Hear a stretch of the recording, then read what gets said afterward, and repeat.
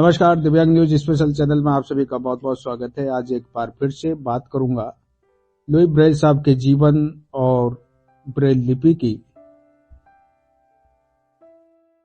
और आज उन घटनाओं, उन विषयों पर चर्चा करना चाहूंगा जिनका जिक्र आमतौर पर हमारे यहाँ नहीं होता है या फिर बहुत कम होता है। पूरी दुनिया में लुई ब्रेल साहब की जयंती मनाई जा रही है और संयुक्त राष्ट्र संघ के द्वारा 2018 में 4 जनवरी को विश्व ब्रेल साक्षरता दिवस के रूप में घोषित किया। उसके बाद 2019 से 4 जनवरी को विश्व ब्रेल साक्षरता दिवस के रूप में हम लोग मनाते आ रहे हैं। इसको लेकर विभिन्न संस्थाओं में विविध प्रकार के कार्यक्रम आयोजित होते हैं, जागरूकता अभियान चलाए जाते हैं, लुई ब्रेल साहब के जीवन पर प्रकाश डाला जाता है। न जाने कितने ही लोग रहे हैं जिन्होंने इनके जीवन पर और ब्रेल लिपि पर पीएचडी भी की है। बहुत सारी डॉक्यूमेंट्रीज, फिल्में भी बनी है, विशेष रूप से अमेरिका और फ्रांस में। एक म्यूजियम भी लुई साहब के नाम पर स्थापित किया गया है फ्रांस की राजधानी पेरिस में, और उस दौर के विभिन्न प्रकार के जो ब्रेल संबंधित उपकरण और किताबें हैं उनको सुरक्षित रूप से रखा गया है।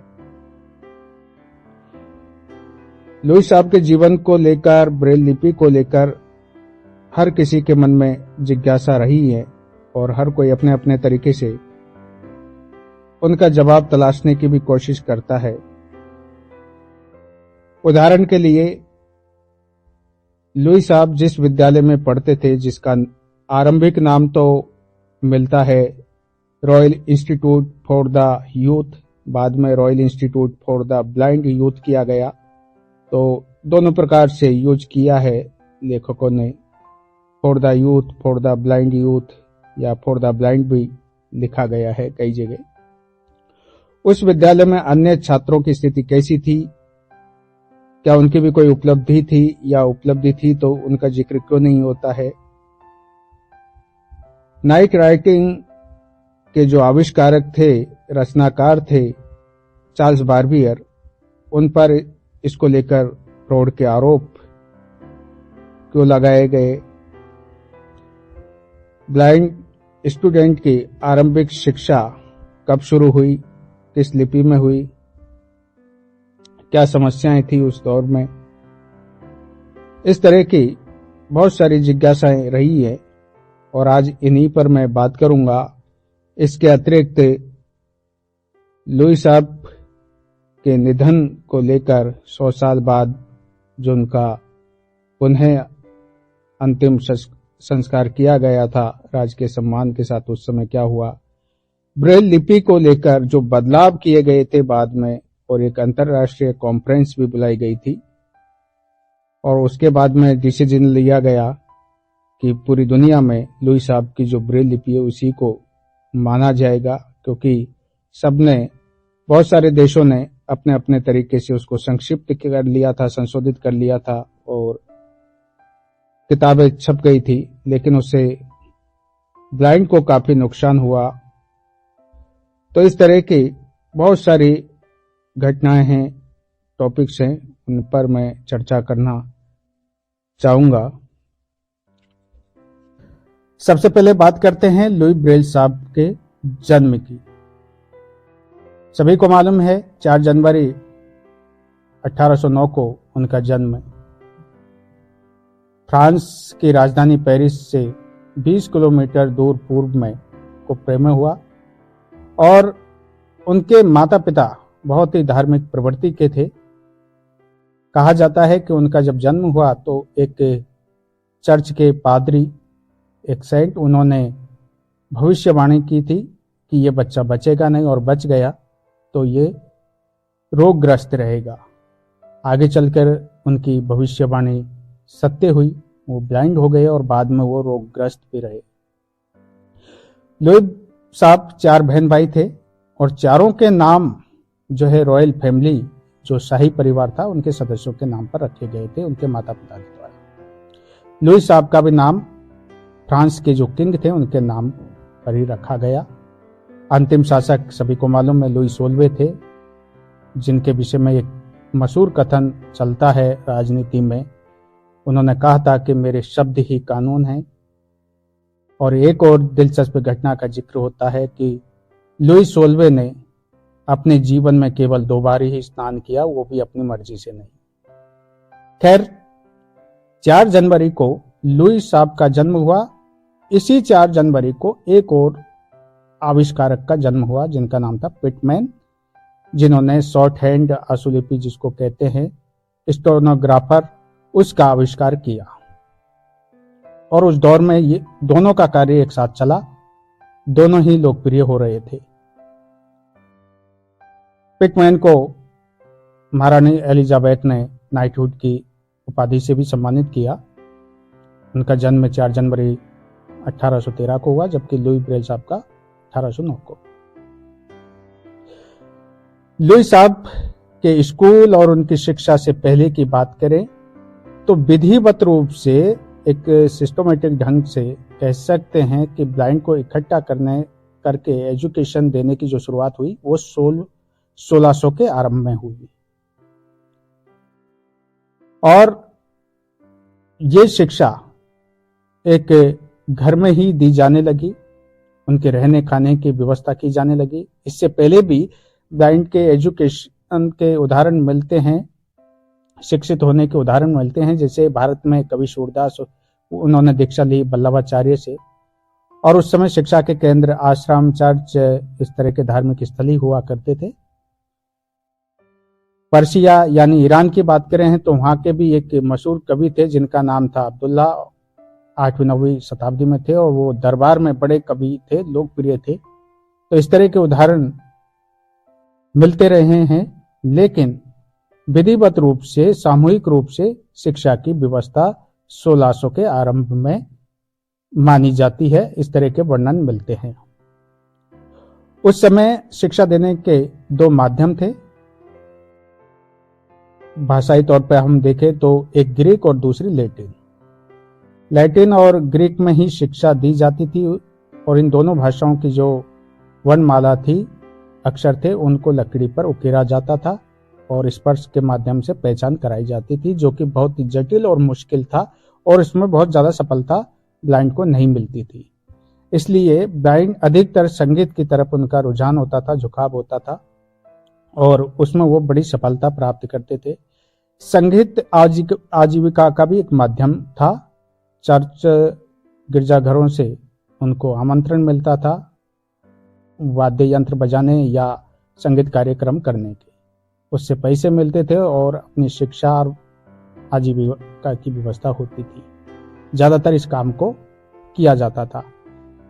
बहुत सारे लोग कहते हैं, यह मैंने भी सुना है कि उस समय फ्रांस में लोग ब्लाइंड की स्थिति बहुत ज्यादा अच्छी नहीं थी। ये बिल्कुल सही है, लेकिन भिक्षावृत्ति का भी जिक्र किया जाता है कि भारी संख्या में भिक्षा जो है दृष्टिबाधित मांगा करते थे।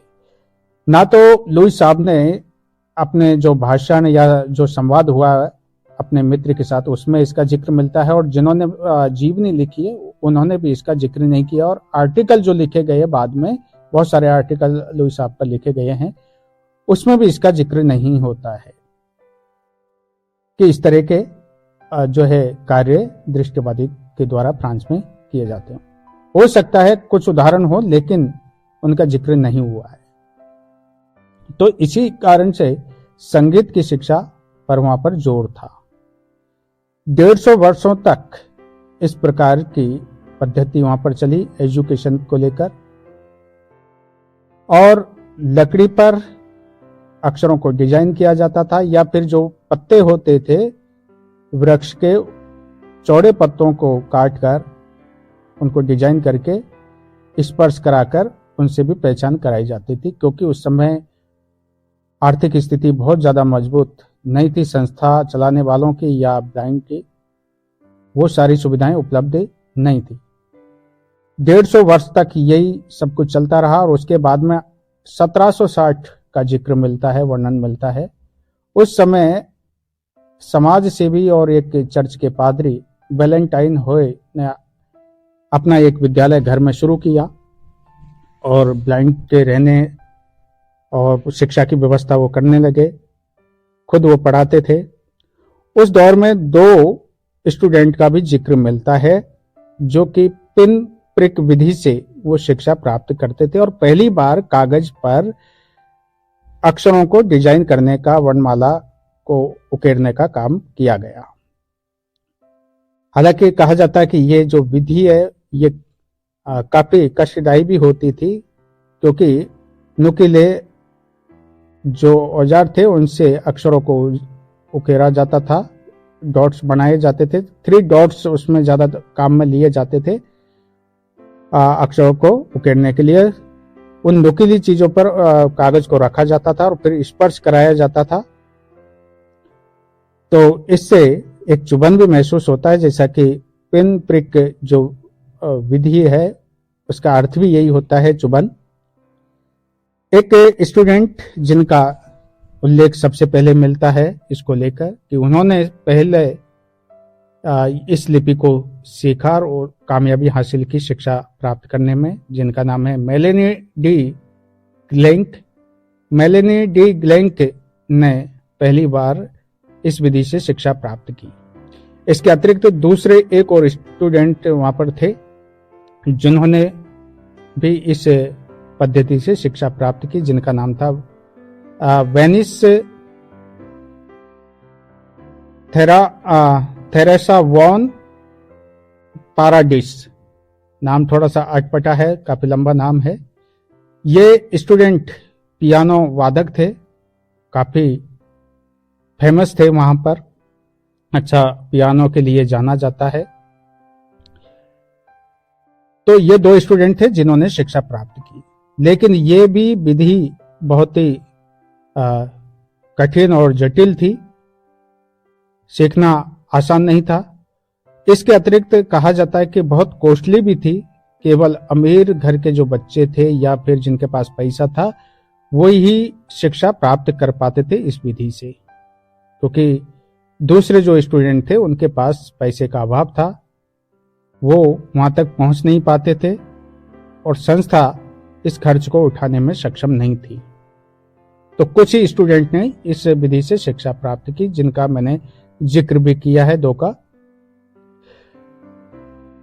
पैराडिस जो स्टूडेंट थे उन्होंने पहली बार एक प्रस्ताव रखा, एक निवेदन किया वैलेंटाइन होय से, और उन्होंने कहा कि आप एक कानूनी रूप से, विधिवत रूप से स्कूल शुरू कीजिए जहां पर बच्चों को दाखिला देकर, ब्लाइंड को दाखिला देकर रखा जाए और उनकी शिक्षा की व्यवस्था सुचारू रूप से हो सके। और इससे निवेदन को एक्सेप्ट भी वैलेंटाइन होय के द्वारा किया गया था। वैलेंटाइन होय, मैंने जैसा कि बताया, पादरी थे और समाज सेवी भी थे। उनका जो परिवार था वो समाज सेवा में शामिल था। उनके भाई सैमुअल, जो कि कहा जाता है कि काफी बदनाम थे और शराब भी पीते थे, लेकिन उनका भी समर्पण महत्वपूर्ण था इस विद्यालय के लिए, ब्लाइंड की एजुकेशन के लिए।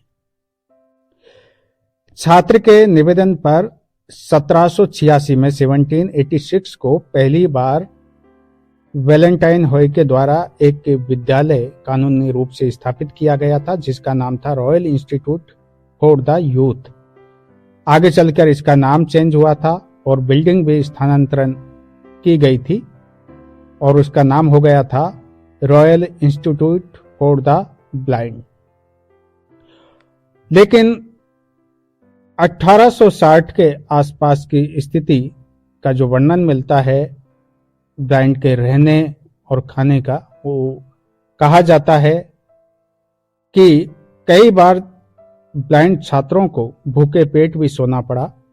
इस तरह की स्थिति संस्था के पास नहीं थी कि वो ब्लाइंड का खर्चा उठा सके।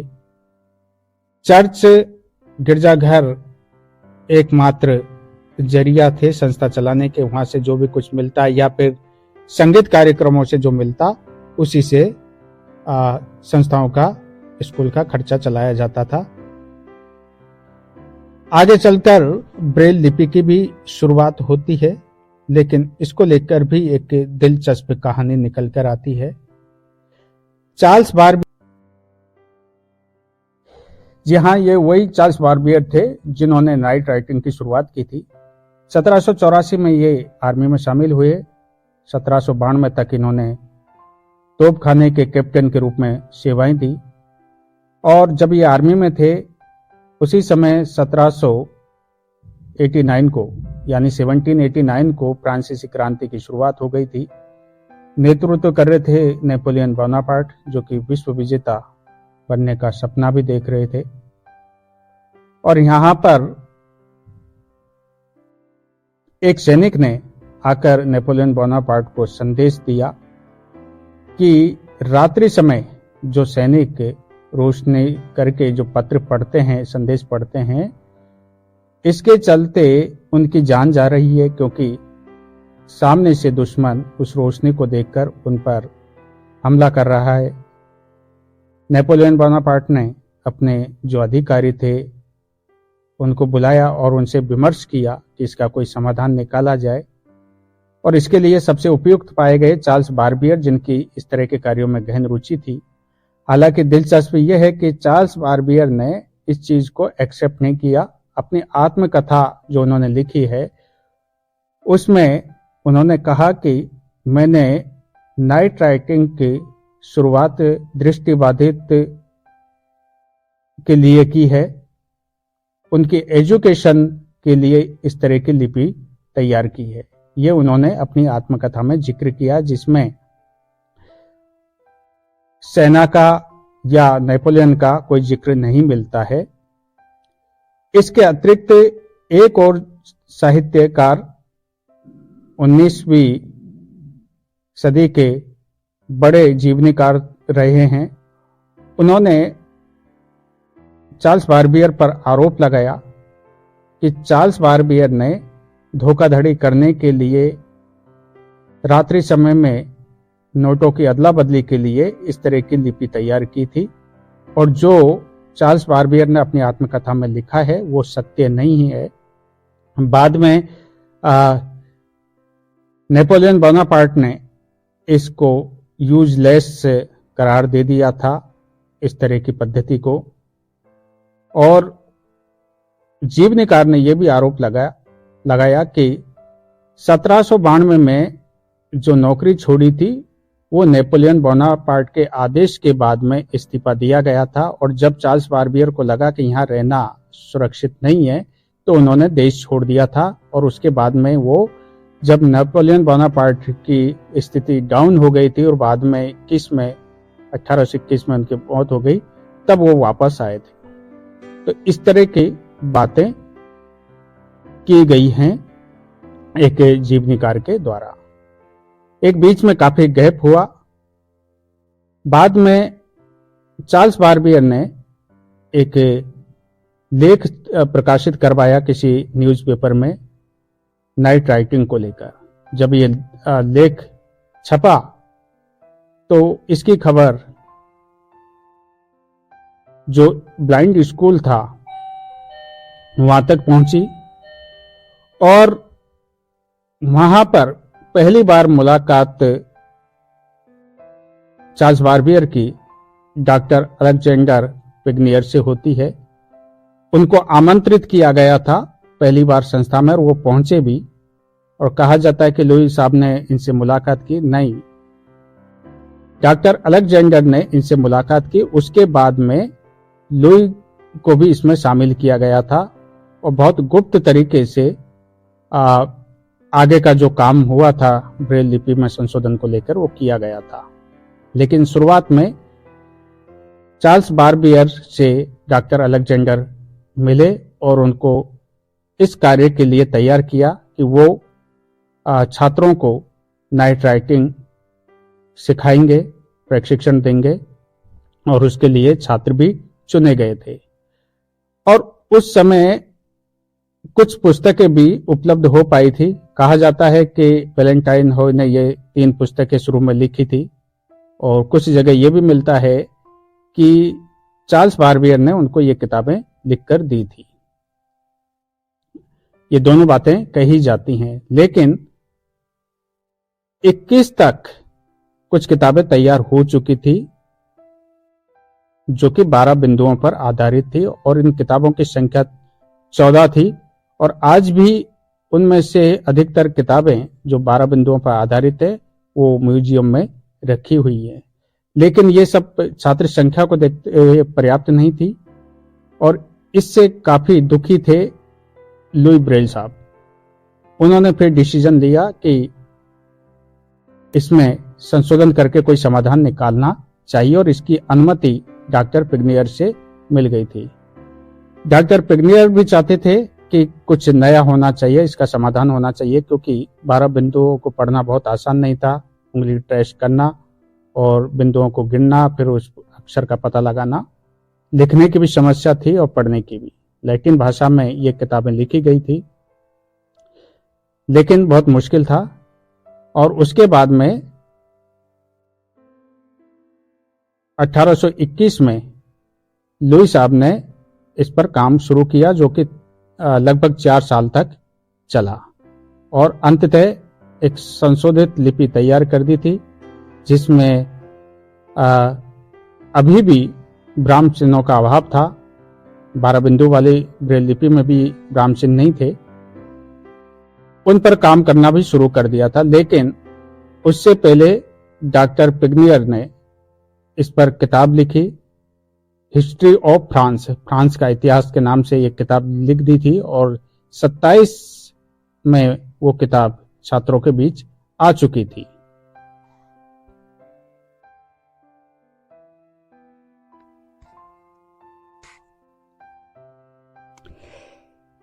लेकिन इसके कारण डॉक्टर पिग्नियर को एचएम पद से इस्तीफा देना पड़ा, क्योंकि उन्होंने कुछ छात्रों को 6 बिंदु वाली ब्रेल लिपि सीखने के लिए प्रेरित किया। द हिस्ट्री ऑफ फ्रांस जो किताब लिखी वो भी पढ़ने को दी। इन्हीं छात्रों में कुछ ऐसे भी छात्र थे जो इससे सहमत नहीं थे, आज भी पाए जाते हैं, हर संस्था में पाए जाते हैं।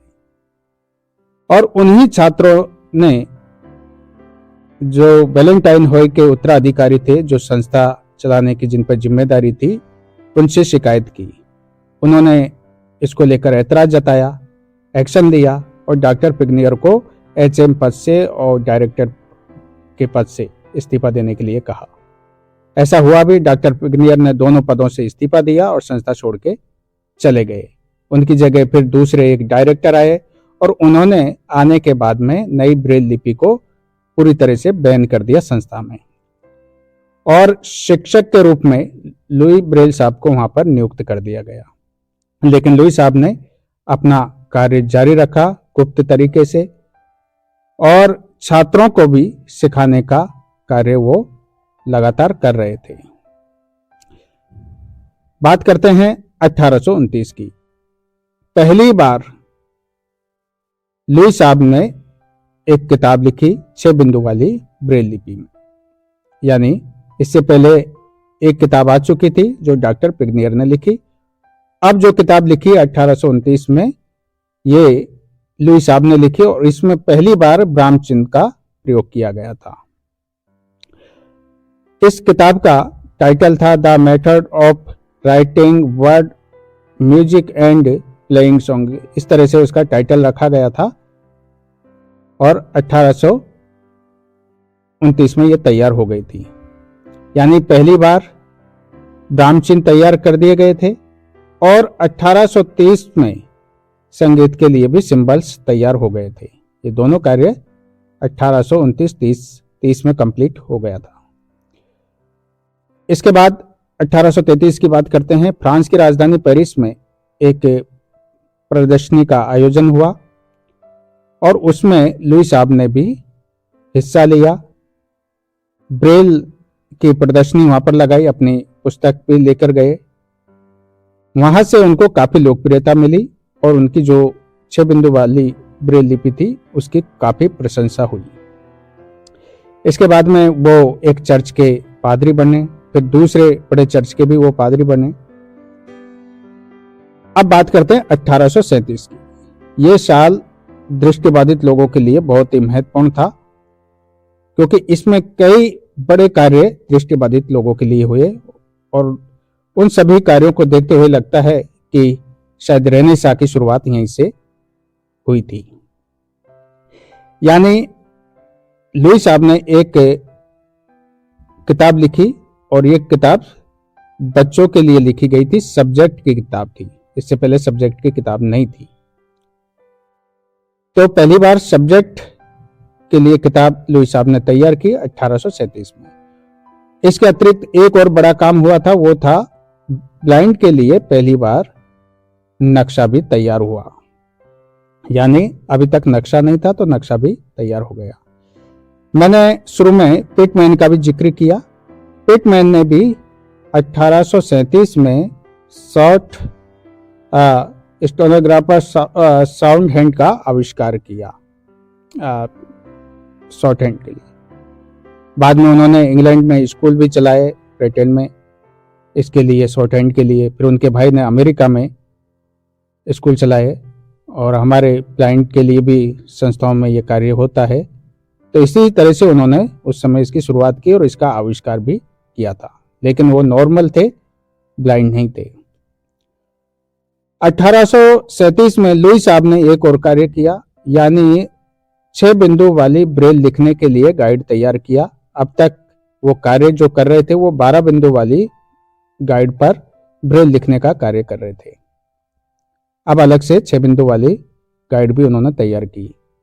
इसके अतिरिक्त एक और जो बड़ा काम किया वो था अपने एक साथी, जो कि वो भी स्नातक थे लुईस साहब के अतिरिक्त, जिनका नाम था पियरे फौकॉल्ट। पियरे फौकॉल्ट को प्रेरित किया कि आप ब्रेल लिखने के लिए कोई उपकरण तैयार करें, और उन्होंने इस पर एक कार्य शुरू किया, और यह कार्य चला 1841 तक। यानी 1841 में पहली बार ब्लाइंड के लिए ब्रेल टाइपराइटर तैयार हो गया था।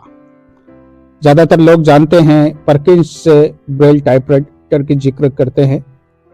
हालांकि वो अत्याधुनिक टाइपराइटर था उस दौर के हिसाब से, और परकिंस स्कूल आधुनिक उपकरणों के लिए जाना जाता है शुरू से ही, क्योंकि ग्राहम बेल जो कि टेलीफोन के आविष्कारक थे, वो भी इससे जुड़े हुए थे। उनके दादा वैज्ञानिक थे, पिता भी वैज्ञानिक थे, और उन्होंने ये संस्था शुरू की थी। तो इस कारण से वहाँ पर आधुनिक उपकरणों पर ज़्यादा जोर दिया गया था, और वहाँ पर स्क्वाड हैंड विधि से पढ़ाई कराई जाती थी ब्लाइंड को। लेकिन पहली बार जो ब्रेलर तैयार हुआ था वो 1841 में हुआ, और वो टाइपराइटर लुईस साहब के जो सहपाठी थे फौकॉल्ट, उन्होंने तैयार किया था। 1838 में लुईस साहब ने पहली बार गणित पर भी किताब लिखी। गणित के लिए चिन्ह तैयार किए गए थे, डॉट्स तैयार किए। तो पहली किताब गणित के लिए वो 1838 में आई। इसके बाद साल 1844 की बात करते हैं। Royal institute for the youth, उसका नाम बदल दिया गया था, अब royal institute for the blind हो गया। और जो बिल्डिंग थी इसके लिए वो जर्जर हालत में हो चुकी थी, इसलिए एक नई बिल्डिंग में दृष्टिबाधित छात्रों को शिफ्ट किया गया। एक नई बिल्डिंग, बड़ी बिल्डिंग तैयार की गई थी। और 1844 में इसमें एक भव्य कार्यक्रम भी हुआ, जिसमें पहली बार लुईस साहब की जो ब्रेल लिपि थी उसमें भाषण प्रतियोगिता, कविताएं, लेखन कार्य हुए, यानी कार्यक्रम आयोजित किए गए थे। एक छात्र ने ब्रेल में कविता पढ़ी, दूसरे ने कविता को ब्रेल में लिखा, इस तरह के कार्यक्रम हुए।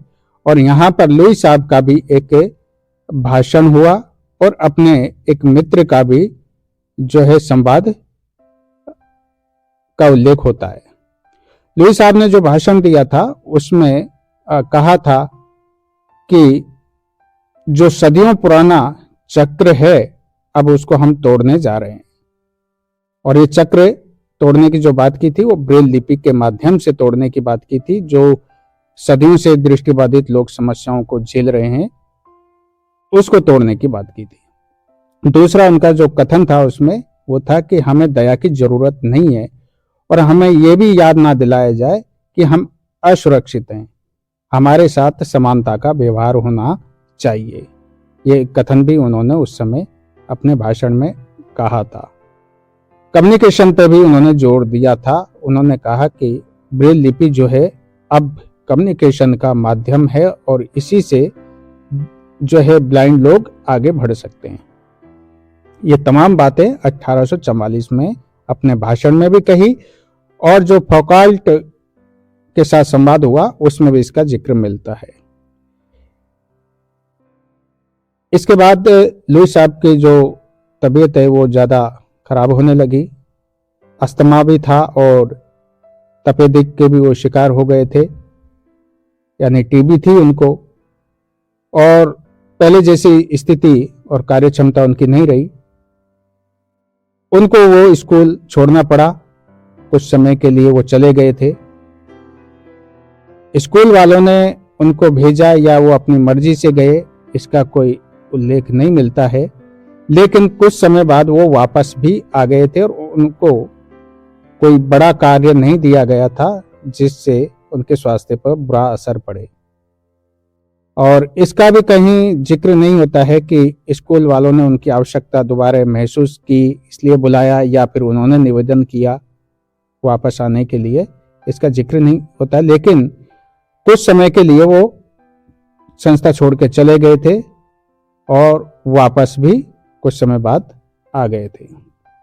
अब बात करते हैं 1852 की। इस समय उनकी तबीयत ज़्यादा सीरियस हुई और 6 जनवरी 1852 को उन्होंने इस दुनिया को छोड़ दिया। लेकिन उनके स्कूल ने उनके द्वारा तैयार की गई ब्रेल लिपि को मान्यता नहीं दी थी। उन्होंने 1844 में जब इस प्रदर्शनी का आयोजन किया अनुमति लेकर, उस समय भी काफी प्रयास किया, जोर दिया कि इसको विद्यालय में मान्यता दी जाए। भार इस पर काम शुरू हो गया ऐसा कहा जाता है, लेकिन उनके विद्यालय में शुरू नहीं मान्यता नहीं दी गई थी। उनके निधन के बाद 2 साल बाद 1854 में छात्रों ने एकजुटता दिखाई और संस्था वालों पर प्रेशर डाला, उनसे निवेदन भी किया और उसके बाद में उनकी संस्था में ब्रेल लिपि को मान्यता मिली। 6 बिंदु वाली जो ब्रेल लिपि थी लुईस साहब के द्वारा तैयार की गई थी, उसको मान्यता स्कूल में पहली बार 1854 में मिली थी। क्योंकि लुईस साहब ने जीवन भर इसके लिए संघर्ष किया, संपूर्ण जीवन अपना इसके लिए लगा दिया और उसके बाद छात्रों ने एकता दिखाई, इसके लिए प्रयास किया और वो सफल भी रहे और उनके स्कूल में इसको 1854 में मान्यता भी मिल गई। लेकिन उसके बाद भी ब्रेल लिपि को लेकर बहुत सारी चीजें हुई। 1873 में कॉन्फ्रेंस होती है, फिर 78 में एक अंतर्राष्ट्रीय कॉन्फ्रेंस होती है। कई देशों ने बाद में 6 बिंदु वाली ब्रेल लिपि में संशोधन करके अलग किताब छाप दी। उसको और शॉर्ट बनाने के चक्कर में जो ब्रेल लिपि की एक रूपता थी, सब जगह समान होनी चाहिए थी, वो नहीं रही। 1952 में राज के सम्मान के साथ उन्हें दोबारा दफनाया गया। उस समय कैसा माहौल था, क्या कुछ हुआ, इन पर जो किताब लिखी गई थी उसमें क्या कहा गया, कहां से वो मैटर लिया गया, कौन व्यक्ति ब्रेल लिपि के लिए बाद में प्रयासरत रहा, किसने क्या कहा, ये तमाम बातों पर अगले वीडियो में मैं चर्चा करूंगा। Thank you. वीडियो को अब आप लाइक कर सकते हैं, शेयर कर सकते हैं और चैनल को यदि सब्सक्राइब नहीं किया है तो वो भी कर सकते हैं। शुक्रिया।